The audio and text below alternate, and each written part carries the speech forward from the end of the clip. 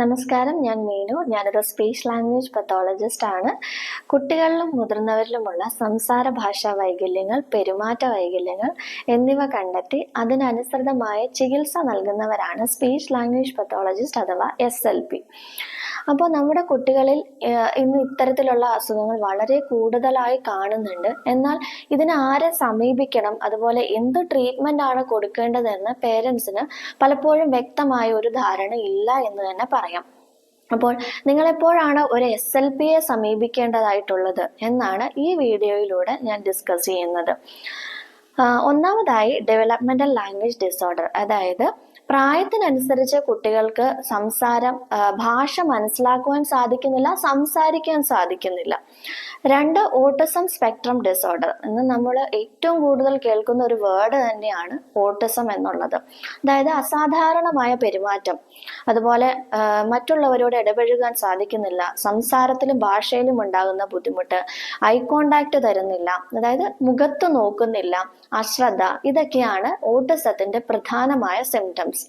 അടുത്തത് ADHD അഥവാ attention deficit hyper activity disorder.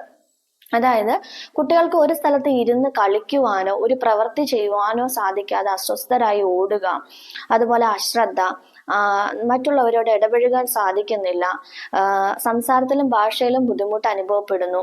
ഇതൊക്കെയാണ് ADHDയുടെ പ്രധാനമായ സിംറ്റംസ്. അടുത്തതായി ഹിയറിംഗ് ഇമ്പയർമെന്റ്.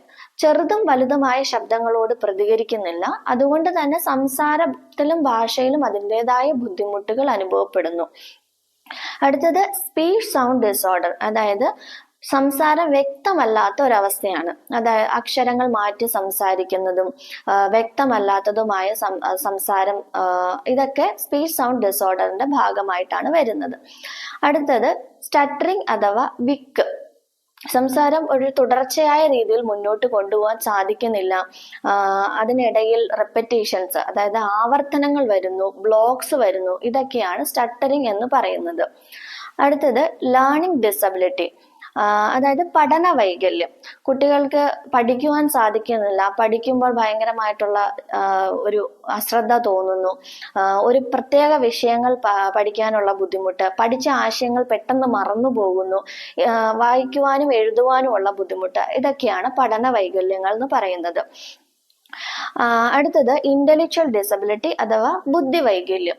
ഈ ബുദ്ധി വൈകല്യം കുട്ടിയുടെ ഡെയിലി ലൈഫിനെയും സാമൂഹിക ജീവിതത്തെയും എല്ലാം ബാധിക്കുന്നു, അതുപോലെ സംസാര ഭാഷയും ബാധിക്കുന്നുവെങ്കിൽ ഒരു SLPയെയും അതുപോലെ തന്നെ ഒരു സൈക്കോളജിസ്റ്റിനെയും നിർബന്ധമായി സമീപിക്കേണ്ടതാണ്. പിന്നെ വരുന്നതാണ് ക്ലെഫ്റ്റ് ലിപ്പ് ആൻഡ് പാലറ്റ്, അതായത് മുച്ചുണ്ട്, മുറിനാക്ക്, അണ്ണാക്ക് എന്നൊക്കെ പറയുന്ന അസുഖങ്ങൾ. ഇത് സർജറിയിലൂടെ റീകൺസ്ട്രക്ട് ചെയ്താലും ഒരു SLPയുടെ സഹായത്തോടെ മാത്രമാണ് ആ കുട്ടിയുടെ സംസാരം നോർമൽ രീതിയിലേക്ക് എത്തിക്കാൻ സാധിക്കുകയുള്ളൂ. പിന്നെ നമുക്ക് കാണപ്പെടുന്ന ചില ന്യൂറോളജിക്കൽ ഡിസോർഡേഴ്സ് ഉണ്ട്, അതായത് അപ്രാക്സിയ, സെറിബ്രൽ പാൾസി, അങ്ങനെയുള്ള അസുഖങ്ങളിലും സംസാര വൈകല്യങ്ങൾ ഉണ്ടാകും. അപ്പോൾ ഇവയൊക്കെയാണ് ഇന്ന് സമൂഹത്തിൽ നമ്മൾ കണ്ടുവരുന്ന പ്രധാനപ്പെട്ട ചില ഡിസോർഡേഴ്സ് എന്ന് പറയുന്നത്. അപ്പൊ ഇതിനെക്കുറിച്ച് ഡീറ്റെയിൽഡ് ആയിട്ട് നമുക്ക് പിന്നീട് ഡിസ്കസ് ചെയ്യാം. അപ്പോൾ താങ്ക് യു ഫോർ വാച്ചിങ്.